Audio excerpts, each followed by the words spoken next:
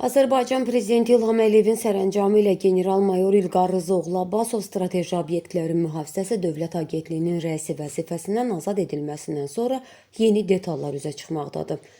Bu dəfə onun sabiq prezident administrasiyasının rəhbəri Ramiz Mehdiyev tərəfindən himayə olunması və fəaliyyəti dayandırılmış Azərbaycan Beynəlxalq Universitetinə testdən kənar daxil olması iddialarıdır.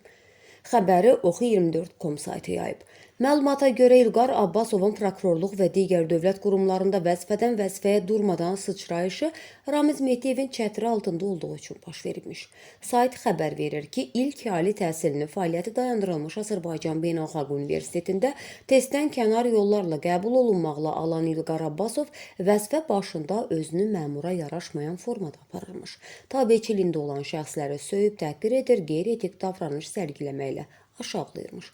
Mehdiyevin əl altısı kimi tanınan İlqar Abbasovun Bakı şəhərində və onun ətraf qəsəbələrində çoxlu sayda ticarət və iaşə obyektlərinin olduğu bildirilir. Həmin obyektlərin İlqar Abbasovun qaynatasının rəhbərliyi ilə idarə olunduğu deyilir. Bildirilir ki, İlqar Abbasov Baş Prokurorluq yanında Korrupsiya Qarşı Mübarizə Baş İdarəsində rəis müavini olarkən əməkdaşları özünə məxsus Ayna Sultanova heykəlinin ətrafında yerləşən Qızılgül restoranında nahar etməyə sövq edirmiş.